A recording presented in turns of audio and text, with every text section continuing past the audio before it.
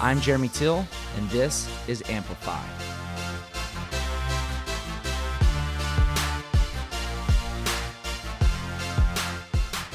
Morgan Wade.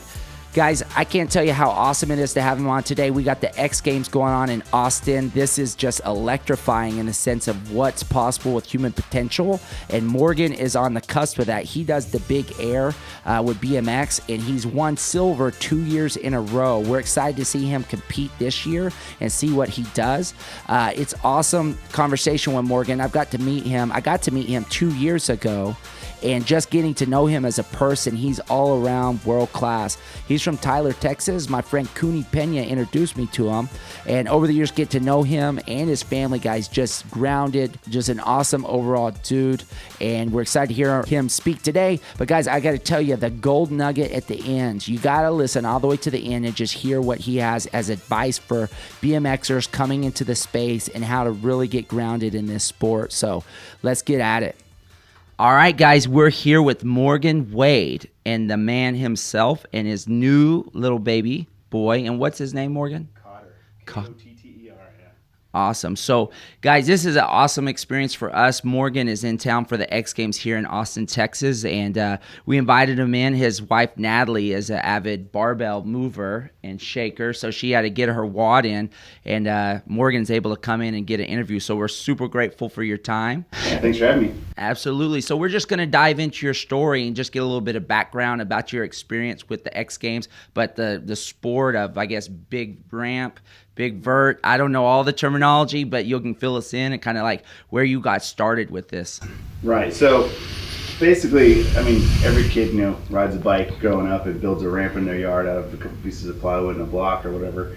And that's literally where it all started. I mean, I have two older brothers. We would always just build little, makeshift ramps in the yard growing up. And I guess when I was about 14, that was when I really started actually riding and trying to do tricks. I bought a trick bike and just started goofing off with like flat ground tricks and stuff. And we got a skate park in our local town, so up in Tyler. And it's kind of all downhill from there, really. I mean, I would go out there all the time and ride. I was homeschooled growing up, so I would finish my schoolwork by about noon every day, and I'd go to the skate park until it got dark, or even much later sometimes. And as time goes on, you start getting better at it, and then you go to some events, and people start noticing when you start getting good, and that's how sponsors and stuff happen. And this is a very short version of it. Yeah. And the more contests you go to, the more you get noticed, and the more stuff you get invited to. And then I ended up at a contest that was actually a qualifier for X Games back in 2003, and that was my first X Games in 03. I got in there. So, and every year since, and I always rode the park competition though, which is just a course of ramps that are all set up, everywhere. Every course is different. They always change them up. That's a completely different style of riding than what I'm doing right now, which I still ride park, but as far as what I'm doing at the X Games now, I'm just doing the mega ramp, the big air jump, which is I think it's an 80-foot roll-in, a 70-foot jump, and a 30-foot quarter pipe, so roughly. And that's basically one hit. You just roll in, hit two jumps, and you're done. Yeah. It's a little easier. There's a little less thought goes into it because you just kind of just hang on. Right. I mean, I've been able to go out the last couple of years and watch, you ride, and I mean, it's pretty phenomenal. The mind shift of getting up there and taking that, height and the flight. I mean, it's a wild experience. But I mean, from what I've watched last 2 years, you medaled. And what previous to that, how many medals do you have in the X Games, and how many? So 2006 was the first time they had the big air event. Mm-hmm. Like I said, I've been in since 03, and I actually 2006 was the first year I medaled, but it wasn't in the big air event. It was actually in the park event. I got a silver in the park event. So that was my first medal, and then all the other ones that I've got since then, I've got 7 total now, have been in the big air event. Yeah, in the last 2 years, you were what? So I got second place the last 2 years, yeah, and then they added a new event, which is what they call big air doubles, which basically they just take the top skaters from the skate comp and the top bikers from the bike comp and add our scores together. We all rode again, and then scores together and kind of made teams and made a different aspect that people enjoyed watching. So, and that one we actually won last year. So me and Bob Burnquist teamed up and we won that one. Nice. So what do you think this year to take gold's going to take? I think it's going to take keeping my rubber side down. That's usually a good start. Just trying not to crash. Mm-hmm. So you know, I mean, that ramp can be very dangerous if you don't respect it. But as long as I can keep my wheels down and keep rolling, I think I've got some stuff that might be worthy of a podium, at least, hopefully. Yeah. We'll see how it goes. I'm not too worried. I don't ever really worry too much about the color of the medal. I just like to get top 3. Absolutely. So kind of like stepping back into your story of getting started with BMX and riding and growing up in the city of Tyler, you know, you kind of, what first came to mind is that 10,000 hours of, you know, developing your craft and your skill.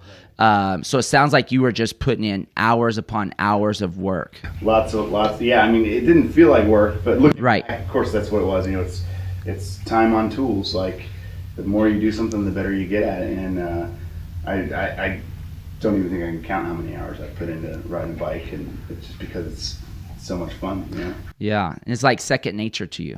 Oh yeah, and it's that way. You talk to anyone that does something that involves a tool of some kind, you use it enough and it turns into like an extension of your body. I mean, like for me, I don't have to think, it's all muscle memory. Like riding a bicycle it just, and all the certain tricks, like I can just do it. I mean, I do a lot of shows and like for like, you know, schools or CrossFit events, stuff. Mm-hmm. And a lot of the tricks we do, I could probably do blindfolded. I mean, my body just knows how to do it. So tell it what to do and it just goes like autopilot. Right. And so, you know, a lot of experts in the area of mind and flow state, you know, talk about this arena that athletes like yourself and a lot of the competitors get into. Is there a certain mind shift, or how do you kind of like get into this like mentality when you're about to do these tricks or do your thing? Is it the muscle memory, or do you have any triggers that you do to get you to the position to do what it is you do?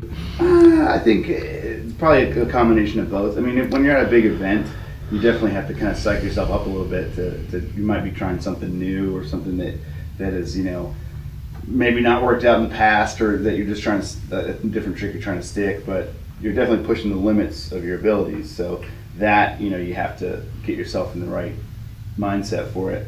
But for the most part, it is muscle memory also, because you're just kind of doing what you know how to do.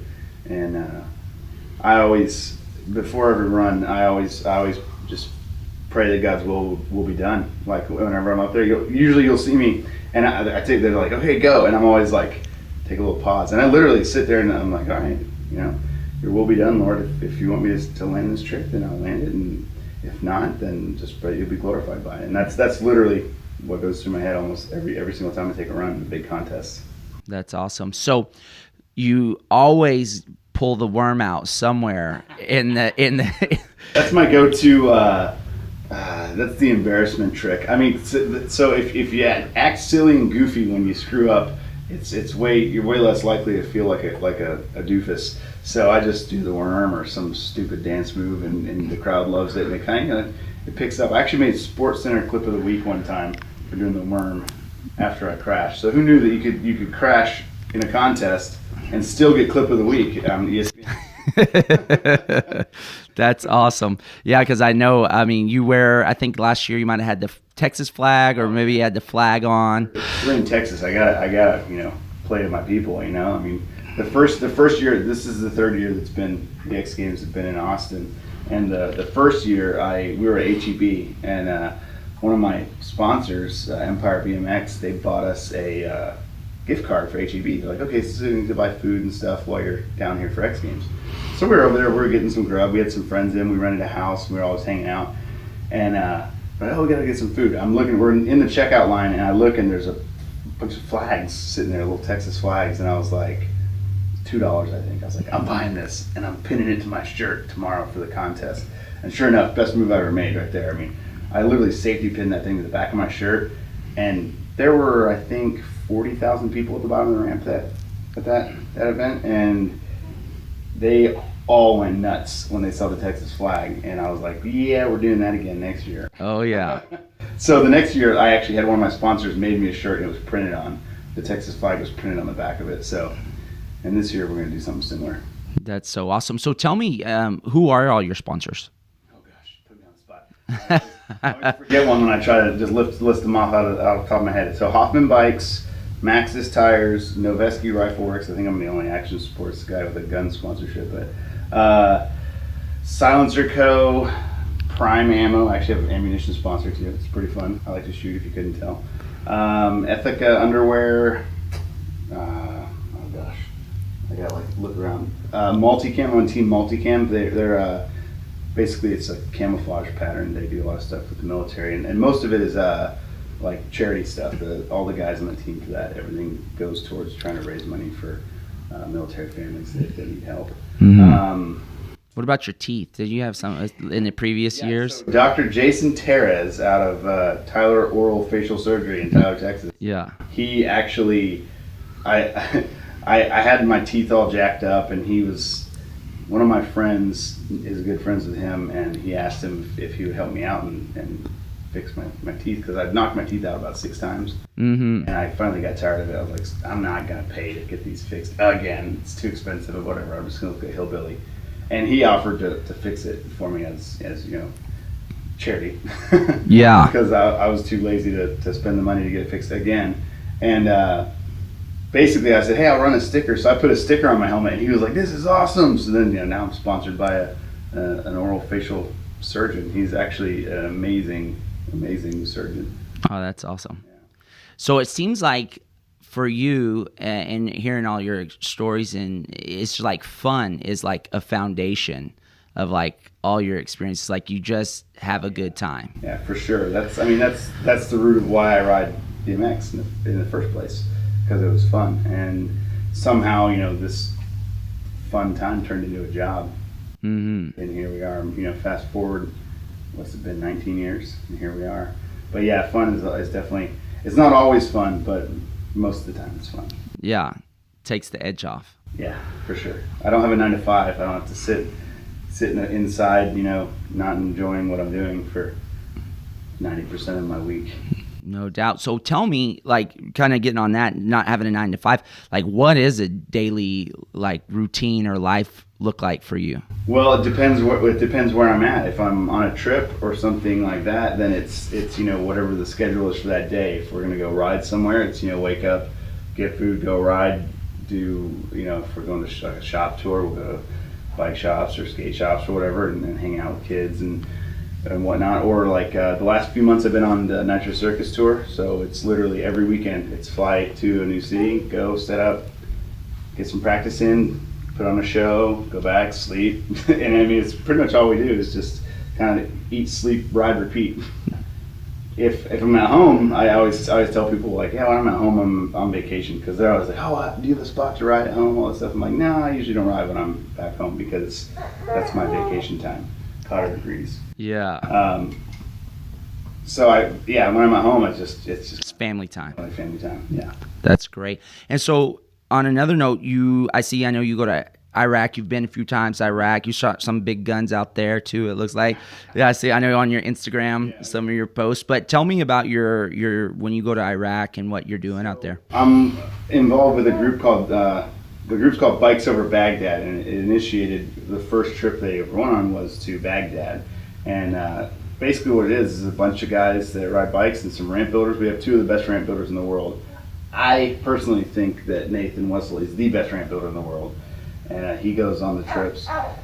We show up on bases over in the Middle East, and we build ramps with whatever they've got, and then we put on a show. And Cotter agrees. He thinks that's fun too. Calm down. And pretty much the idea is we try to make the guys feel like they're not in the middle of whatever hellhole they're stuck in. Yeah. For however long, for a couple hours, give them a taste of home for a couple hours, and it works. Like we've gotten a really, really good response. But we go all over the Middle East now. It's not just to Iraq. We've been down to Africa and all over the place. And we're actually going 2 days after X Games here. We're flying over for 10 days. Nice. Well, that's awesome, man. And then what is this? I think I saw on your last Instagram or a couple back, you posted a picture of doing a full loop. What was that? So a couple years ago, there was a project going on called Full Circle, and it was literally just there's this famous full pipe, which is a drain off for a lake, a water reservoir, and it was up in Wyoming, actually, kind of close to Salt Lake City. It's the corner of Wyoming. And basically it was, hey, get a handful of guys, go up there and just ride this spot, because full pipes are really fun to skateboard and ride bikes in. And we basically just went for it and wanted to go up and see what we could film, what kind of tricks we could do, and make an edit out of it. So we did that, and I'm kind of somewhat known for looping full pipes, because I'm one of the only guys in BMX that actually does that. And that's probably the main reason I got an invite to go on that trip. And sure enough, it worked out. So that was 2012, 2013, I forget, something like that. But just recently, it's been getting posted everywhere. So not that many people have done that. No, there's probably only like 4 or 5 guys that have ever done that in BMX. So that's amazing. All right, man. We'll kind of wrap it up. You know, you said 18 years is this in your career? 19 years. So like if there's a young athlete aspiring to, you know, get into this sport and do this, you know, and you know, they're young, teenager, maybe younger, what's your best advice for that? Best advice for if you want to do this for a living, the best advice is don't go into it thinking this is what I'm going to do. I mean, you can definitely have goals. There's nothing wrong with having goals. But if you're constantly just chasing sponsorships and being, you know, in the big contests, you're probably going to disappoint yourself. But you can definitely make it there. It's not, you know, it's definitely a select few that make it that far. But if you want to, the main thing is have fun. Enjoy what you're doing, have fun. And if you're having fun riding your bike, skating, whatever your passion is, people notice that. And that's what they notice more than the tricks. Because I mean, there's guys out there that are phenomenal riders, and they're amazing. They can do tricks that no one else can do, but they don't really have a great attitude, and they don't get sponsored. They don't make it, because attitude is actually more important than how good you are on a bike. I mean, there's a very healthy mix of the two. So having fun is number one, and obviously, like something I always say is definitely always wear your safety gear, like helmet, pads, stuff like that. You only get one brain, and you hit your head hard enough, you're not going to be doing anything normal again. So I don't ever ride without a helmet. Try to wear my safety gear. So that's number 2. But number 1 is have fun. Awesome. Yeah. Well, Morgan, we appreciate you. Good luck this weekend. Kill it out there. We'll be out there watching you. So awesome. Thank you so much. Thanks for having me. Yes, sir. We appreciate you guys. Thanks for listening. Please hit us up on Facebook, Instagram, Twitter. Conversate with us. Let us know what it is that you want to hear, see, or do on the podcast, guys. This is all about value for you, and we want to make it the best possible. So thank y'all so much for listening, and we will see you soon.